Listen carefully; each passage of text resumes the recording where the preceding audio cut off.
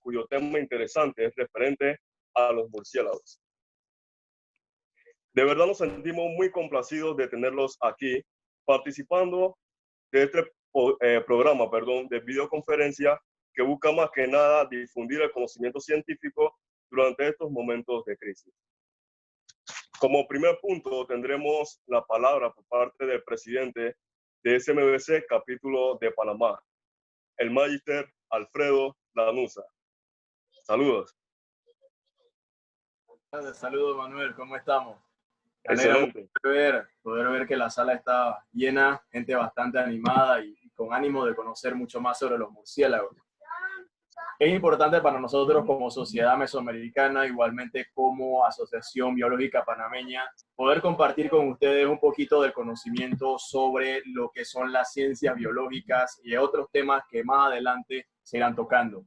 Pero en el caso del día de hoy, me complace mucho poder estar acá y poder escuchar una charla como la que va a dar el compañero Wilson el día de hoy sobre los murciélagos. Un grupo de animalitos que, si bien es cierto, a muchas personas quizás no nos llame tanto la atención, quizás tengamos muchos mitos sobre estos animales, lo cierto es que ellos son importantes en la construcción y estructura de los bosques. Igualmente, ellos hacen las veces de transporte, controladores de plagas, específicamente de insectos en un bosque, por ejemplo, también de dispersor de semillas o también como polinizadores. Pero el día de hoy lo que vamos a estar viendo a través de la charla de Wilson va a ser un poquito los parásitos que ellos cargan en la parte externa de su cuerpo. Un poquito cómo estos parásitos pueden afectar al murciélago, cómo pueden afectar un poquito su biología, su ecología y cuál es la verdadera importancia o el rol que juegan estos ectoparásitos, tanto para el murciélago como para lo que son los sistemas ecológicos o medioambientales. Entonces, para nosotros le damos a todos a cordial bienvenida. Espero disfruten de la charla y que esta sea de su agrado. Muchas gracias. Saludos. Muchas gracias, profesor, por sus atinadas palabras. Ahora le estaré presentando al expositor de la tarde. Él es un joven científico destacado por su ardua labor en el programa de conservación de murciélagos en Honduras. Actualmente él es licenciado en biología y estudia una maestría en zoología en la Universidad Estatal de Brasil. Con ustedes, el licenciado Wilson Gómez. Saludos.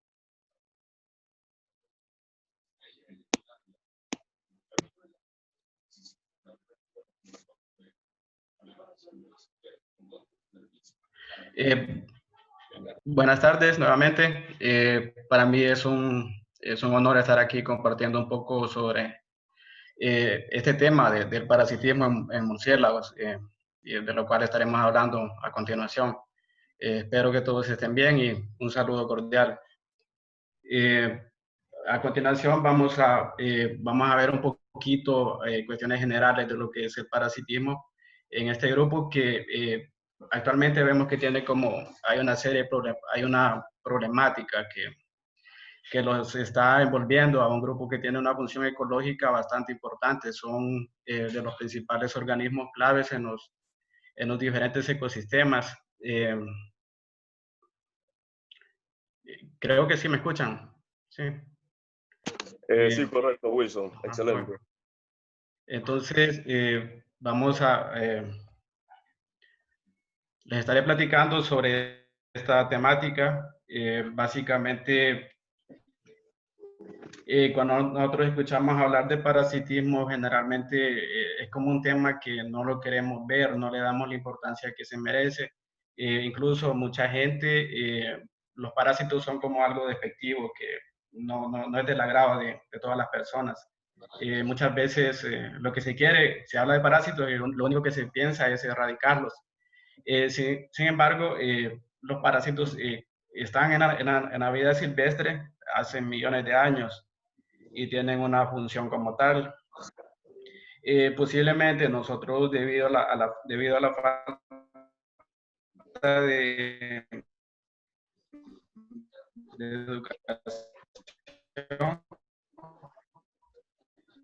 no nos damos cuenta de ese valor tan verdadero, porque incluso sé que los parásitos son parte clave en la dinámica de los ecosistemas, son parte de las cadenas alimenticias, sirven para controlar las aquí un ecosistema que podríamos considerarlo como ecosistema saludable desde el punto de vista humano y ecosistemas que están siendo degradados, mucha influencia antropogénica, eutrificación, deforestación, derrames de petróleo, un montón de fuentes que nosotros generamos de contaminación al medio ambiente. ¿Y qué es lo que pasa? Como les dije antes, en la naturaleza siempre han existido parásitos. Incluso nosotros tenemos como cierto potencial de ser hospederos de una gran cantidad de parásitos. Y en la vida silvestre todos los animales tienen parásitos y claro, es una adaptación de miles de años. Posiblemente el parasitismo sea como la forma más básica de vida y sea como una de las primeras etapas que posteriormente a través de adaptaciones, a través de una evolución de varios años, de miles de años, posteriormente se convierte en un mutualismo o en otra interacción biológica. Y como les hablaba anteriormente, aquí tenemos dos ecosistemas. En un ecosistema que es saludable o que nosotros consideramos como deseable, pues que sería saludable, que vemos una diversidad de animales. Sin embargo, como mencioné anteriormente, el aumento de temperatura, cambios de humedad y lo que es incluso hasta la radiación ultravioleta y otra serie de factores como la acidificación, hace que los ciertos patrones que se dan de forma normal como que hacen que o favorecen a unas especies y desfavorecen a otras. Por ejemplo, en algunos ecosistemas, en algunos estudios hechos en Florida, Estados Unidos, se ha encontrado que la cantidad de parásitos es mucho mayor en roedores, en ambientes degradados que en ambientes saludables. Igual, hubo un caso de eutrificación, que el exceso de nutrientes generó una gran cantidad de oligoquetos. Estos son como hospederos de un nemátodo. Entonces, el nemátodo tiene varios hospederos intermediarios. Al final de cuentas, este nemátodo, el hospedero final es una ave acuática. Y lo que pasó fue que hubo tantos oligoquetos producto de la eutrificación. Entonces, una vez que este parásito, este nemátodo, pasó a lo que era el ave como su hospedero final, las aves no estaban adaptadas para tener una infestación tan grande, para tener una densidad de parásitos tan grande, que esa población la redujo en un 80%. Eso fue en una población de Florida, en Estados Unidos. Entonces vemos aquí que como la influencia antropogénica que está causando todos estos problemas en el medio ambiente, de asociaciones que siempre han ocurrido y seguirán ocurriendo de forma natural, siempre y cuando el ser humano no interfiera en ninguno de estos procesos. Muchas veces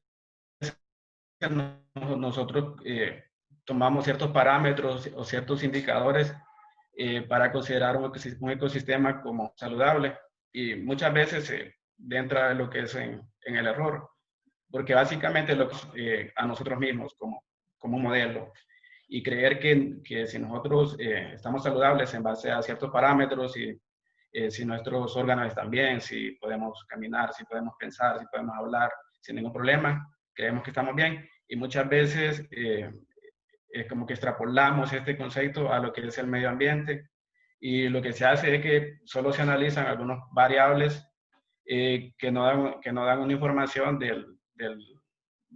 ¿cómo se llama? Completa para decir este ecosistema está saludable. Pero más que todo para fines de políticos, para la gente que toma decisiones, es algo bueno, porque se toman decisiones en base a esto. Pero lo que pasa es que ahorita estamos en una etapa que ya no solo es como de estudiar lo que generalmente se estudiaba, los vertebrados grandes, por así decirlo, plantas, ya tenemos que pasar a otra etapa donde en los estudios se incluyan lo que es estudios de las comunidades parasitarias. Claro, estas comunidades son bastante grandes, miles de especies, bastantes grupos.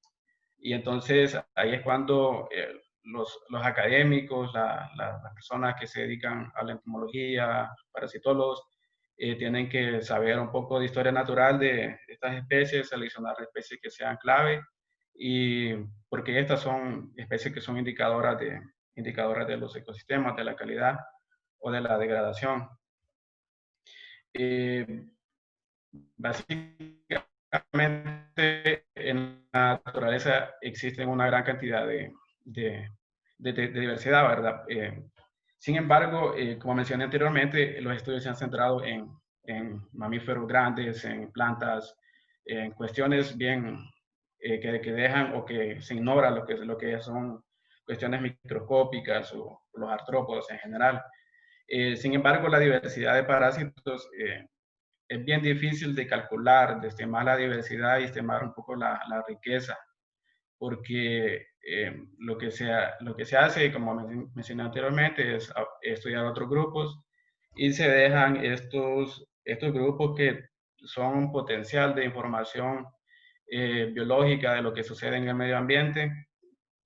Y como les dije anteriormente, prácticamente todos los organismos de vida libre son propensos o son anfitriones de parásitos. Los parásitos son tan importantes que aumentan el riesgo de depredación de los hospederos. Digamos, si un murciélago está presente altos niveles de infestación de algún ácaro, la homeostasis de ese murciélago se va a ver alterada, posiblemente cuando salga a buscar alimento, cuando salga a forajear, sea una especie que sea más propensa a que venga un búho y lo case. Entonces, igual con otros mamíferos pasa igual, las altas densidades de parásitos alteran lo que es la morfología también del animal y lo hace propenso a ser depredado, altera lo que es el comportamiento también, porque un animal enfermo es claro que no va a poder realizar sus funciones básicas. También aquí vemos que, como les mencioné anteriormente, la diversidad es grande. Sin embargo, hasta el momento es bien difícil estimar la diversidad de parásitos, ya que los estudios que se tienen son bien pocos. Entonces, se tiene como la hipótesis que la riqueza de especies de parásitos y huéspedes se correlaciona fuerte y positivamente, a tal grado que hay una gran cantidad de parásitos que se encuentran en hospederos que son únicos. Hay mucha especificidad, pues, parásito hospedero, que si digamos, si el murciélago que hospedaba a esas especies de parásitos desaparece, pues las poblaciones de parásitos también desaparecen. Y en este caso, son asociaciones, por así decirlo, en la cual tanto el parásito tiene adaptaciones, ya sea genéticas, fisiológicas, morfológicas, pero también el murciélago tiene una gran cantidad como de respuestas. El hospedero siempre responde, ya sea como mejorar su sistema inmunológico, mejorar cuestiones a nivel genético, y pues es una relación que hay, como dije, son miles de años de coevolución entre ambas especies, y pues se dice que, digamos, las especies hospederas como tal presentan ciertas adaptaciones. Por ejemplo, en murciélagos, en el caso que hay especies que forman en las cuevas, forman grandes colonias. Entonces, al formar grandes colonias, permite que haya una mayor movilidad de los parásitos de un murciélago a otro. Se llama como una movilidad horizontal o una transferencia horizontal de parásitos de un hospedero a otro. También hay una transferencia de lo que son de madres a hijos, que se considera como una transferencia vertical de parásitos. Sin embargo, esto en condiciones normales, en condiciones, en un ecosistema saludable, por así decirlo. Son cuestiones que están pasando de forma normal, que no hay problema, tanto en el murciélago como en el parásito. Ninguna especie de estas es mala. Todo es una interacción biológica que producto de la evolución. Entonces, aquí vemos cuando estamos hablando de especies que están en peligro de extinción, especies que son endémicas y presentan enfermedades, presentan parasitismo. El parasitismo se convierte en un problema porque altera completamente lo que es la salud del hospedero. Ya de por sí tiene el problema de que hay pocos individuos y pues se aumenta con lo que es el parasitismo. Ya sea en algunos estudios con roedores se ha demostrado que en un roedor endémico, en un área que estaba bastante fragmentada, los niveles de parasitismo eran bastante altos. Y una de las causas principales de la reducción de esta población de roedores fue las altas densidades de parasitismo que hicieron que los ratones vayan disminuyendo. Y pues eso se puede esperar también o se podría ver en otras especies. Igual los parásitos también pueden ser vectores de otros tipos de hongos, bacterias. Aquí vemos que hay diferentes tipos de parásitos. Exteriormente, en el pelaje o las zonas con tegumento, hay ciertos tipos de parásitos que nosotros los denominamos ectoparásitos. Y los que están internamente se denominan como endoparásitos. Entonces, aquí vemos, por ejemplo, en este caso del perro, que tiene una coexistencia de varias especies de parásitos, en la cual cada parásito tiene sus adaptaciones morfológicas para vivir en esa zona. Presentan como, es como una coexistencia en la cual tienen una división de recursos. Unas están en el pelaje, en zonas específicas de pelaje. Hay parásitos que son tan específicos que podrían vivir solo en lo que es en la oreja de un perro, por así decirlo, pero solo es a manera de ejemplo. En murciélagos pasa el caso que hay parásitos que son bien específicos, que viven solo en las zonas de las alas, solo en las zonas membranosas, y otras que se viven completamente en lo que es el pelaje. Aquí vemos que la diversidad de parásitos se correlaciona positivamente con lo que es la longevidad. A mayor cantidad de años que vive una especie determinada, pues los parásitos tienen como cierta especificidad por este tipo de especies, porque, digamos, en los mamíferos generalmente las hembras viven más años. Entonces, también hay en murciélagos en ese caso que hay como cierta, las especies de parásitos prefieren a lo que son las hembras, posiblemente porque las hembras eligen cuevas también, forman colonias de maternidad, lo cual le permite al parásito tener un hospedero ahí siempre. También el rango de hogar y el tamaño, y pues en el caso de los murciélagos cumplen excelente esta condición, ya que hay colonias que son muy grandes. Por ejemplo, la de Tadarida brasilense, este murciélago, que puede formar colonias de 20 a 40 millones de individuos. Entonces, para los parásitos son un excelente hospedero. Aquí vemos que la tasa de vida de los murciélagos es bien alta. Se han registrado especies de murciélagos que viven hasta 40 años. Entonces, si nosotros comparamos el peso de un murciélago con un mamífero, por ejemplo un elefante, la tasa de vida es bien alta. La tasa de vida de los murciélagos puede compararse a las aves rapaces que viven bastantes años. Entonces, es una de las condiciones que propicia que sean parasitados. Entonces, los murciélagos son bien importantes desde el punto de vista de la diversidad. Y al ser tan diversos, pues se organizan en gremios tróficos que Estos gremios realizan muchas funciones en lo que son los ecosistemas.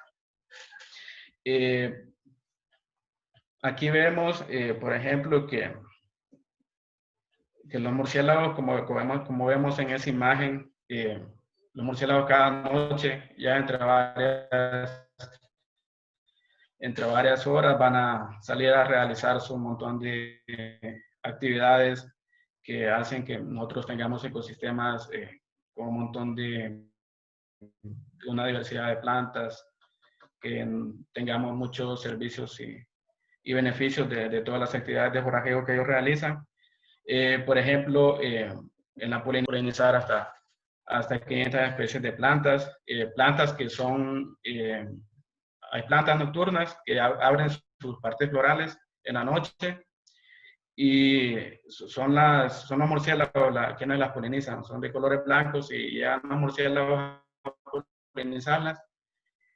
Y igual, si este murciélago no existiera, entonces la planta tampoco existiría porque no habría quien haga de esta planta. También los murciélagos cumplen esta función que es bien importante desde el punto de vista económico, ya que son controladores de plagas, por ejemplo, de polillas, escarabajos, diferentes grupos de ortóptera, lepidóptera. Entonces, esto se convierte en algo beneficioso, pues, porque hace que la gente que ya no tiene que gastar mucho en lo que son en químicos para sus cultivos. Sin embargo, lo hacen porque y por falta de conocimiento, en vez de proteger el bosque que está cerca de sus cultivos, lo destruyen y ahí cuando surgen más plagas. También la otra parte es la importancia médica, ya que al controlar poblaciones de zancudos, poblaciones que nos transmiten dengue, chikungunya, malaria, entonces los murciélagos hacen bien este papel, este rol. Y también son dispersores de semillas. Los murciélagos, como sabemos, tienen un vuelo activo, especies que pueden volar hasta cientos de kilómetros en una noche. Entonces, al volar varios kilómetros, se convierten en importantes dispersores de semillas. Se estima que de 2 a 8 veces es más efectivo la dispersión de semillas de los murciélagos en comparación con las aves. Y también en los lugares que, digamos, en la temporada seca. El 80% de las semillas que llega a lo que son los lugares bajos es producto del movimiento y la dispersión que hacen los murciélagos. Entonces, por eso es que nosotros tenemos la distribución de una especie de planta en muchos lugares y posiblemente fue porque el murciélago dispersó esas semillas. También, entre otros beneficios que tenemos de los murciélagos, es que los murciélagos que están en las cuevas, constantemente están produciendo guano. Entonces, este guano es un excelente abono orgánico. Puede ser utilizado en la agricultura sin ningún problema. Incluso es algo comercial. Es algo que tiene bastante nitrógeno, fósforo, y es excelente para las plantas. Entonces, es uno de los beneficios. Igual, en el guano o en las cuevas donde viven los murciélagos, son consideradas como ecosistemas, ya que los murciélagos permiten que, asociada ya sea al guano o asociado a ellos mismos, existan otra serie de especies. Entonces, son principales en este tipo de ecosistemas, en este tipo de cuevas. Otra ventaja de los murciélagos o otro servicio que nos proporcionan es la parte de la importancia médica, porque muchos por ejemplo, los sonidos, las llamadas que emiten, las llamadas de ecolocalización, para capturar lo que son sus objetos de presas, para capturar su alimento, están siendo estudiadas por médicos para utilizarlos, para colocar prótesis en personas que son sordas, y también para encontrar petróleo. Entonces, es bien importante como todo lo que hacen estos organismos tan impresionantes. Y aparte de eso, nosotros obtenemos también, así como una serie de beneficios, productos manufacturados, telas, madera, productos comestibles, que son producto de la actividad que realizan los murciélagos. Y por ejemplo, el tequila es producto de la dispersión que los murciélagos hacen con una especie de agave en México. Entonces aquí vemos que los murciélagos comúnmente los encontramos en las ciudades, los encontramos en sistemas naturales, utilizan una gran variedad de refugios, por ejemplo, algunos que forman tiendas en hojas, algunos utilizan lo que son construcciones humanas, ya sean grietas, y de forma temporal, y utilizan también lo que son estos agujeros en árboles, utilizan las famosas cuevas, que son son de los tipos de hábitats que le proporcionan como mayor protección y son más durables en comparación con una construcción humana. Pues. Entonces, y otros que nos encontramos, como dije anteriormente, en las ciudades, perchando en las ciudades. Entonces, aquí pasa algo porque generalmente los parásitos se encuentran en ecosistemas que son más durables, que proporcionan mayor permanencia y protección a los murciélagos. En este tipo de hojas no hay parásitos o se reducen. Podrían encontrarse algunos ácaros, pero más que todo se encuentran en lo que son las cuevas, porque igual esto, como es una coevolución de miles de años, los parásitos ellos quieren propagarse, ellos quieren expandirse, quieren permanecer siempre. Entonces, las cuevas para ellos les proporcionan una excelente oportunidad de reproducirse, ya que las cuevas tienen así como la temperatura, tienen las condiciones de humedad que ellas necesitan para poder reproducirse. En murciélagos, estudios que se han realizado en la fauna parasitaria de murciélagos, se han encontrado diferentes grupos de artrópodos, ácaros e insectos. Tenemos el orden Dictera, que ya más adelante lo voy a estar hablando.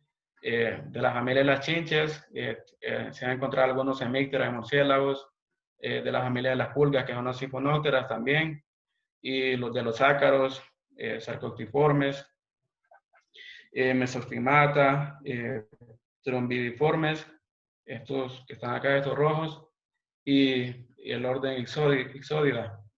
Entonces, igual esto, como lo mencioné anteriormente, son órdenes que tienen una diversidad de especies, cada grupo, y en estas regiones tropicales son más diversos. Aquí vemos lo que son los ectoparásitos Dictera. Estos son parásitos que son específicos de murciélagos. Estos parásitos los vamos a encontrar únicamente en murciélagos. Son moscas, son de la familia de las moscas, nada más que su anatomía es modificada, está bastante modificada, y son moscas que se alimentan, son hematófagas, se alimentan de la sangre y de la linfa de lo que son los murciélagos. En las regiones tropicales, en esta región tropical, más que todo, tenemos dos familias. Tenemos la familia Strepsilidae y Nectarebidae. Entonces, la diversidad es mucho mayor en las zonas tropicales en comparación con, digamos, con Europa y con otras áreas del hemisferio oriental. Por ejemplo, aquí vemos las diferentes familias de murciélagos, como su distribución. Las familias que tenemos acá en América son estas que están acá: Uricteridae, Mormópide, Natalide, Noctilionidae, Phyllostomide, Thyrosteride, y las que son cosmopolitas como Vespertilionidae, Envayanuride, Molócido. Entonces, estos parásitos, estos dípteras se encuentran en estas familias de murciélagos, pero esta familia, la familia que se llama Strepsilidae, comprende tres subfamilias que son Trichobine, Strepline y Nectrophiline. Estas especies tienen más distribución tropical en los países centroamericanos, Sudamérica.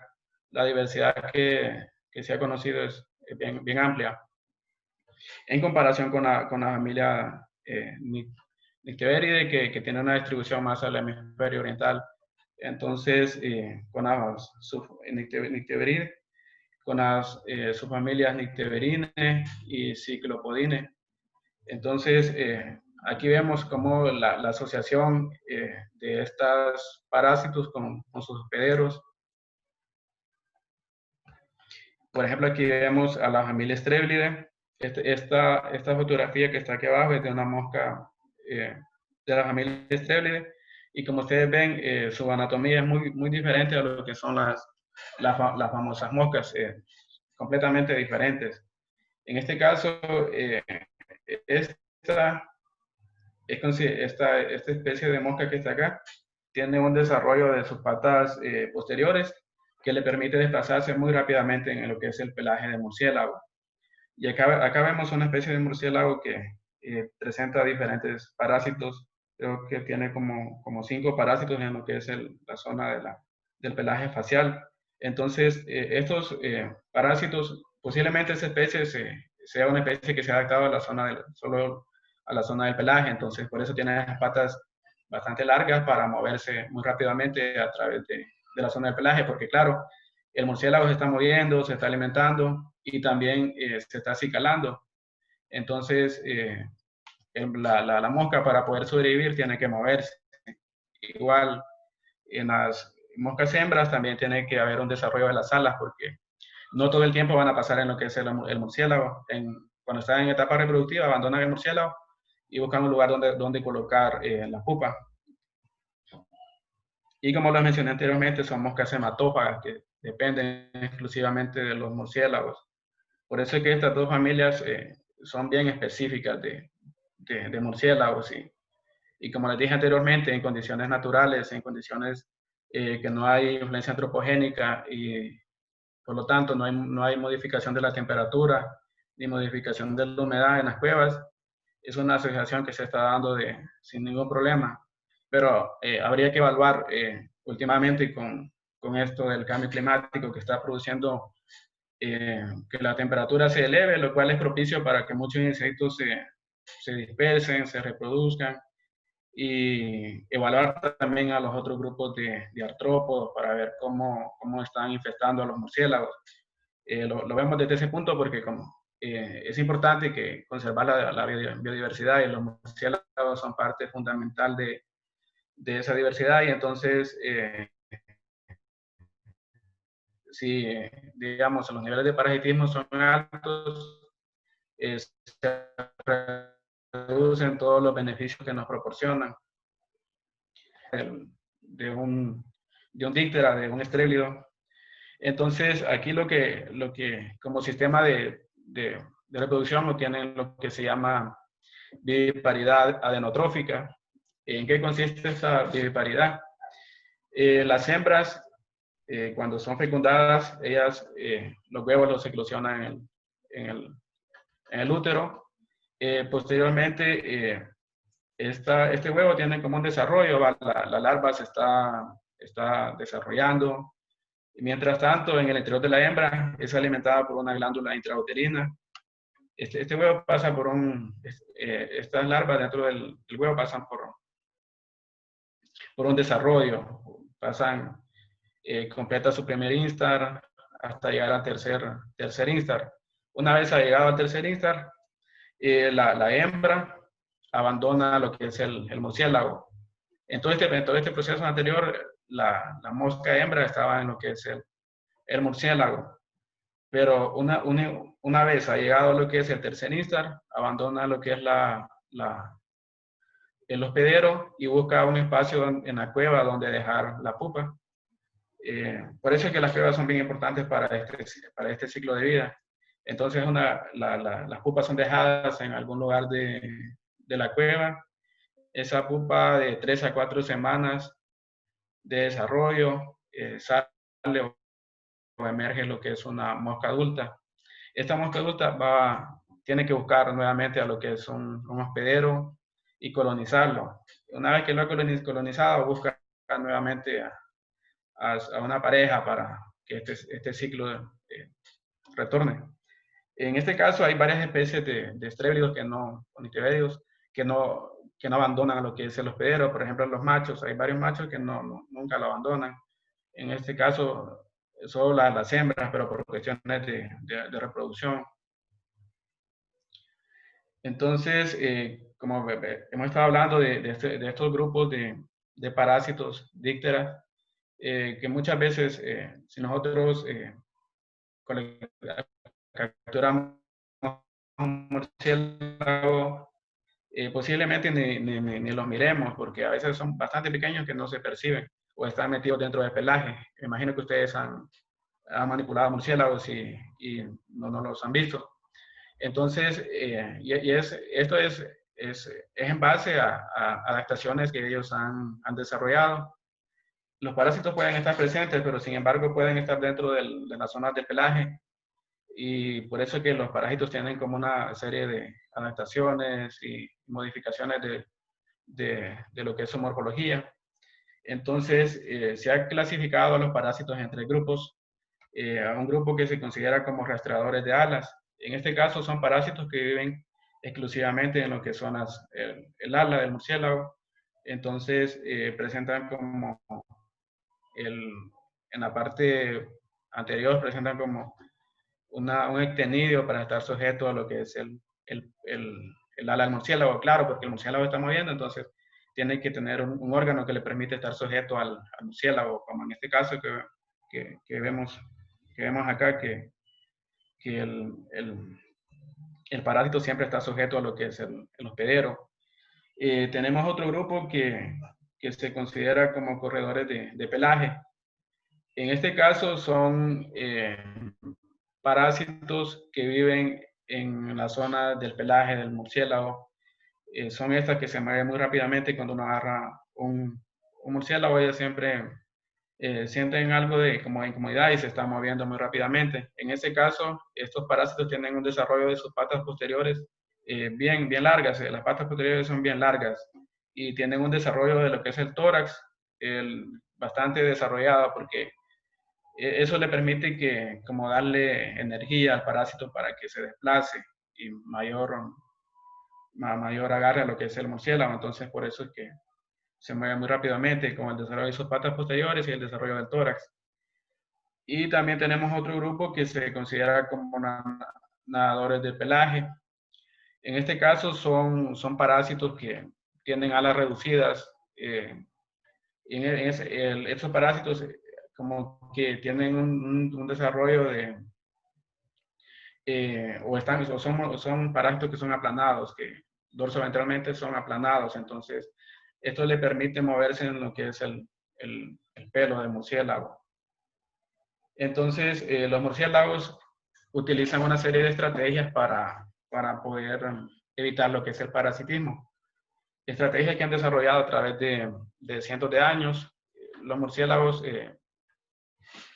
utilizan como básicamente dos estrategias para lo que es liberarse de lo que son los parásitos. Una de ellas es que, digamos, si los murciélagos están en una cueva que presenta mucha infestación de parásitos, lo que ellos hacen es cambiarse de lugar.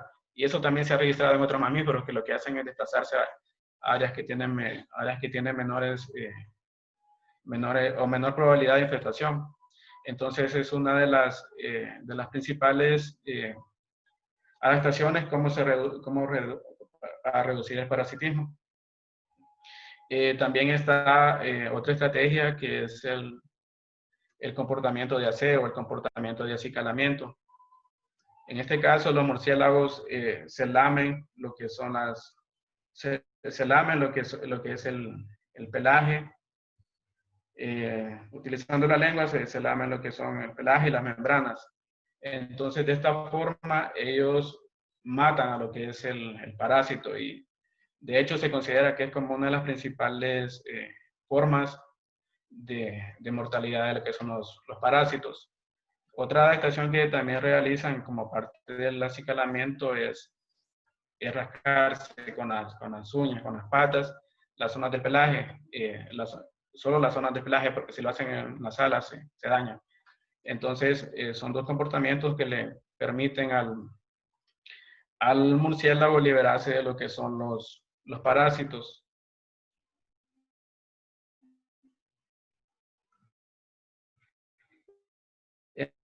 Entonces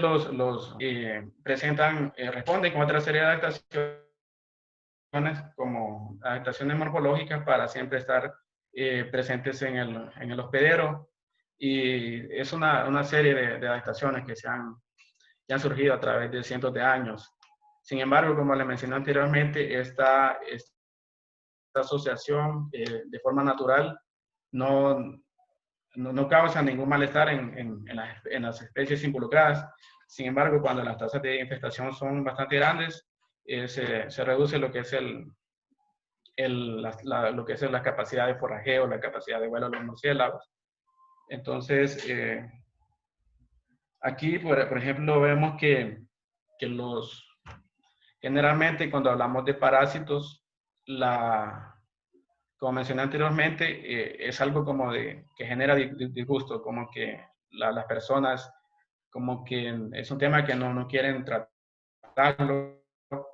Sin embargo, son parte importante de lo que son los ecosistemas. Los parásitos generan una gran cantidad de información del estado de los bosques, del estado de los ecosistemas terrestres, acuáticos, conociendo lo que es especies de parásitos que sean indicadoras, conociendo un poco de la historia natural de un parásito, podemos dar una opinión bien más clara de la salud de un ecosistema. Entonces, igual, los murciélagos también representan un excelente grupo para analizar estas relaciones, o ser parte de los parámetros que nos digan un ecosistema está bien o no presenta las condiciones deseables para considerarlo como saludable. Entonces, lo que hay que hacer, lo que toca hacer a la comunidad académica y el símbolo es en los estudios involucrar parte de lo que son los parásitos, y dada la situación actual de lo que estamos viviendo ahorita, entonces aún más analizar las comunidades de diferentes, eh, también hongos, bacterias, protozoarios, todo lo que se ha dejado así lo que se ha ignorado, lo que se ha trabajado poco. Entonces, involucrarlo en los estudios y convencer a las personas que administran los recursos naturales de que estos sean como considerados como para estudios, y que los estudios también involucren eh, diferentes ciencias como la ecología, ecotoxicología, parasitología, inmunología, entre otras disciplinas. Entonces, por eso es bien importante tener bien claro esta parte y que nosotros comprendamos que los parásitos no son malos, no son malos.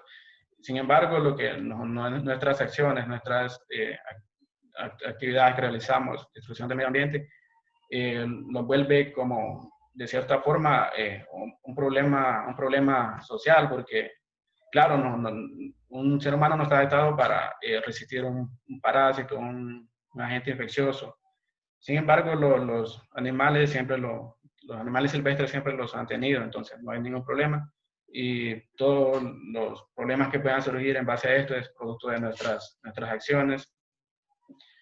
Y entonces, por eso es que es bien importante también estudiar los murciélagos, porque, como vimos anteriormente, los murciélagos son una gran cantidad de beneficios que nos proporcionan, y por lo tanto que si los murciélagos están bien desde ciertos parámetros de parasitismo, si las cuevas donde ellos viven presentan condiciones ideales de temperatura y de humedad y tienen sus ciclos reproductivos de forma constante, pues es algo bueno. Bueno, esta ha sido mi presentación. No sé si tienen algunas preguntas, comentarios, sugerencias.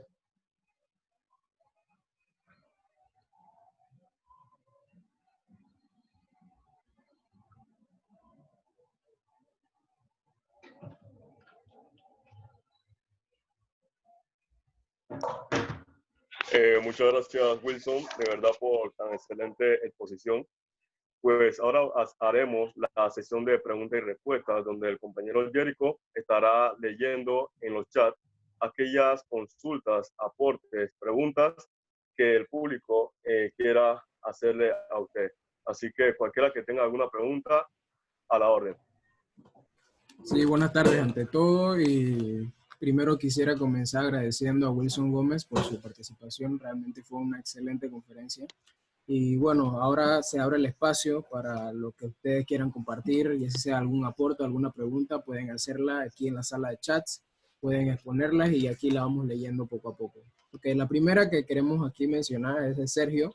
Él estuvo mencionando que algunas especies de murciélagos que habitan dentro de estructuras humanas pueden mantener población de garrapatas argacidae que pueden parasitar humanos, como por ejemplo los ornitodoros quelei.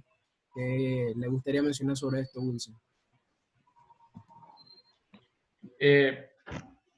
Sí, en este caso los ácaros no dependen exclusivamente de lo que son las cuevas para poder reproducirse, poder dispersarse. Por eso es que es bien común que murciélagos que perchan en zonas en las zonas abiertas, en zonas con follaje, encontrar más que todo ácaros y disminuye lo que son los estréblidos, porque no son las condiciones propicias que un parásito díptera necesita. Por eso es que más que todo vemos lo que son ácaros en este tipo de ecosistemas. Y más que todo, la parte mía, así como estudio la parte de díptera, no tanto ácaros. Pero sí he leído que es más en ecosistemas intervenidos, encontrar murciélagos en grietas, encontrar murciélagos en construcciones humanas presentan lo que son ácaros, garrapatas. Muy bien. Bueno, referente a esto mismo, la siguiente pregunta sería si tienes algún estudio sobre las garrapatas que parasitan murciélagos en Honduras. Garrapatas. Pues como mencioné anteriormente, estamos trabajando en lo que es conocer un poco sobre la fauna parasitaria de murciélagos de Honduras. Sin embargo, como mencioné, el enfoque es más hacia los dípteras, garrapatas, el grupo de las garrapatas no. Sin embargo, cuando nosotros muestreamos y capturamos parásitos, la mayor cantidad son dípteras. Es poco, se han encontrado muy poco de garrapatas. Sin embargo, es un grupo bien importante, ya que también las garrapatas, algunas especies dependen de lo que es dependen de lo que es el murciélago, y hay algunas que no abandonan a lo que es el hospedero, ya que todo su ciclo de reproductivo lo llevan a cabo en lo que es el hospedero. Muy bien. Las moscas hematófagas que parasitan a los murciélagos, ¿cuál sería su cantidad de descendencia aproximada durante lo largo de su vida?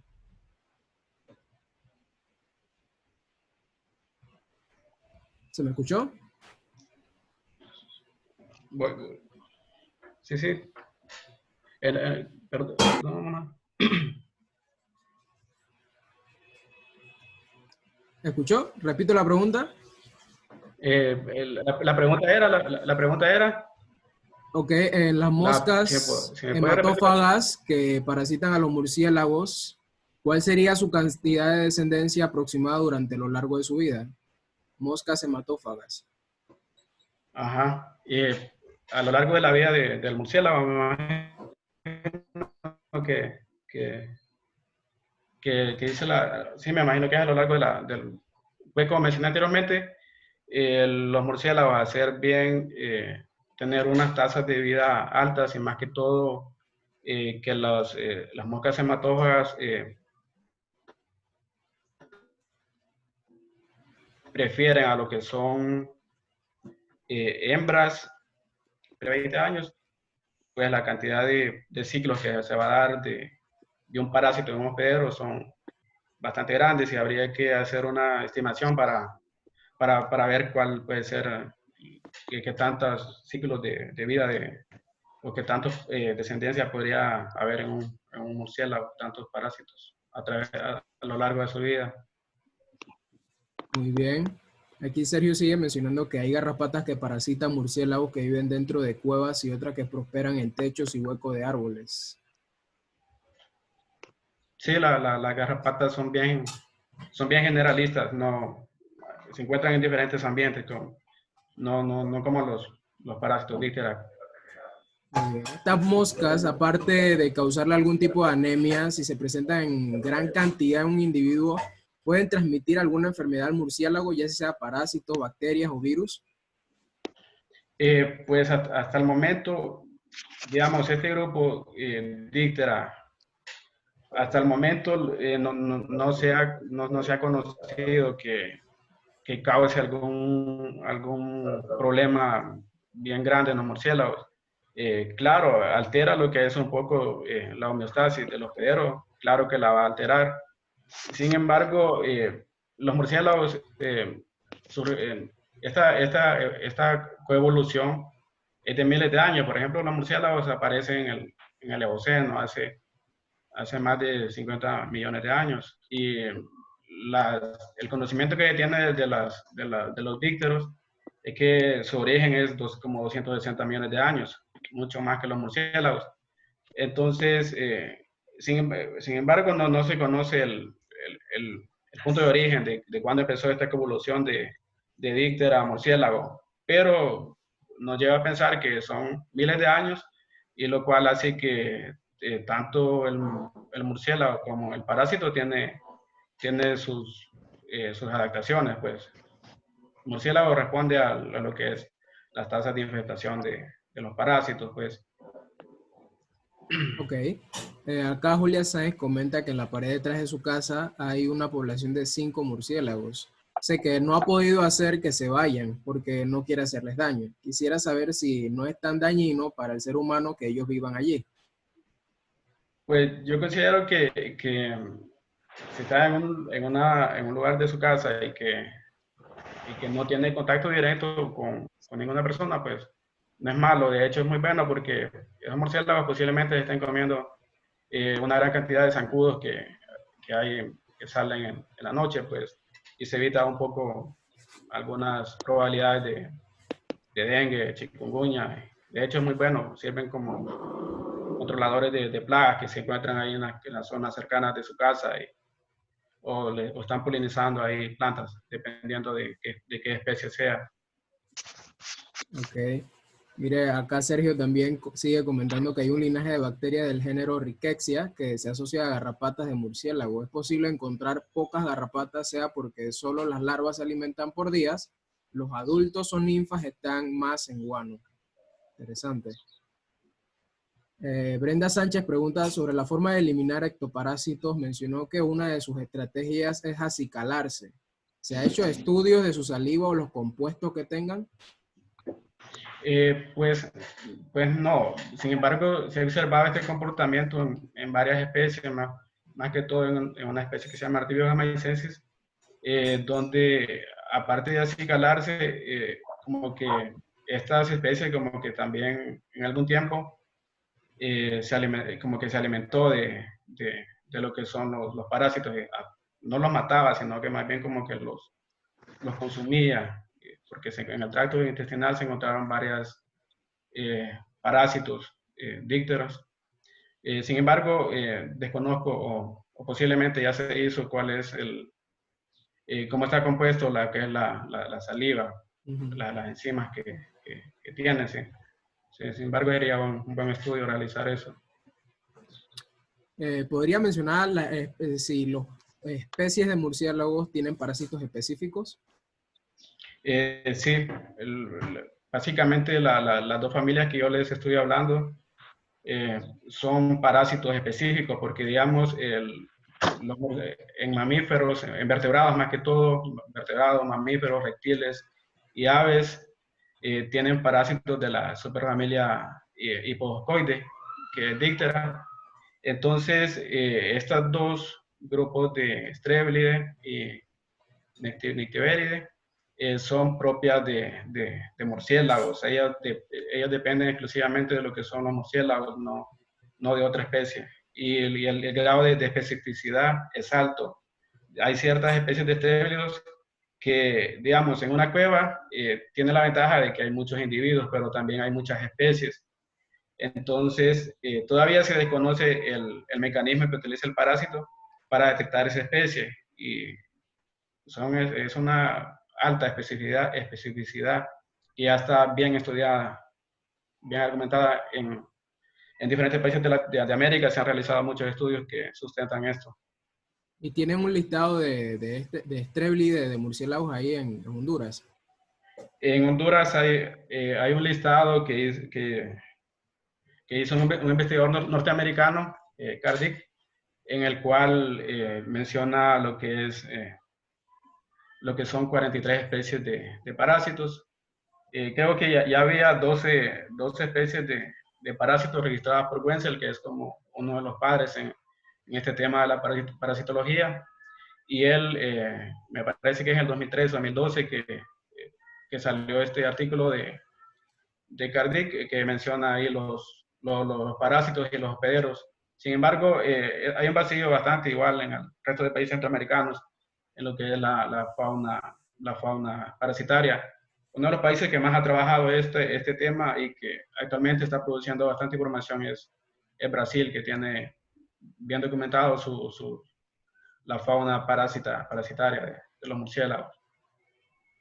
¿Y qué factores podrían afectar a los servicios ecosistémicos de los murciélagos?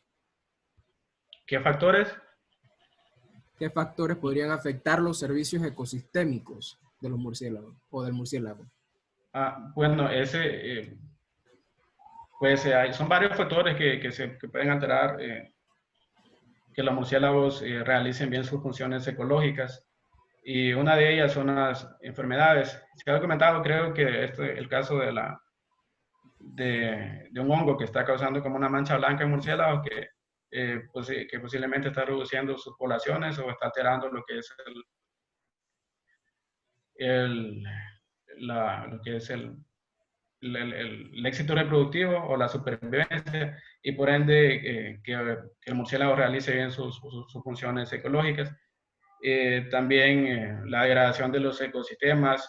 Los murciélagos son bien sensibles a los cambios en los ecosistemas.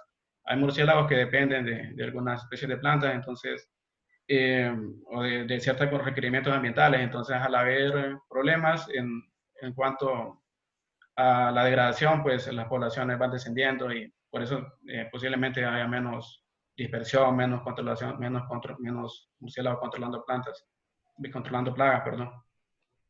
Entiendo. Mito Ruiz en el grupo de acá de WhatsApp, fíjate que él habla acerca de los vampiros que son parte fundamental en la transmisión de la rabia. La captura de esto puede afectar a los no murciélagos no vampiros. Dice que si han calculado qué tanto perjudica a las especies no vampiras la captura de vampiros. De murciélago vampiro, pues de modo rotundo es no es la única especie que es responsable de transmitir lo que es la rabia. Creo que el 99% de los casos que se han registrado de rabia son transmitidos por perros. Y igual, incluso otros mamíferos silvestres pueden transmitir la rabia.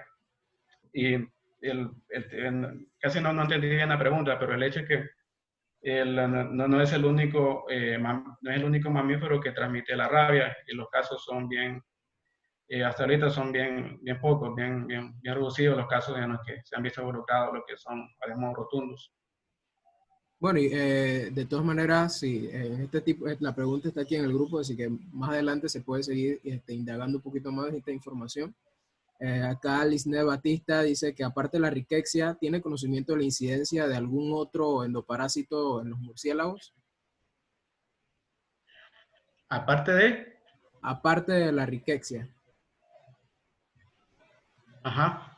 Que si tiene conocimiento de la incidencia de algún otro endoparásito en los murciélagos. Endoparásito. Correcto. Aparte de, más que todo son endoparásitos, no conozco. No he leído de esa parte de endoparásitos. Bueno. Más que todo la presentación era enfocada a lo que era la parte de ectoparásitos. Ok, Vilma Suyapa Hernández dice, ¿cuántas especies de murciélagos están registrados para Honduras? Pues el número, hasta ahorita como que un número exacto como que no lo tenemos. Sin embargo, podría decir un rango que es como de de 110 a 115 especies. El programa de conservación de murciélagos creo que hasta ahorita registra 112 especies de murciélagos, pero hay algunas especies que se espera que estén presentes.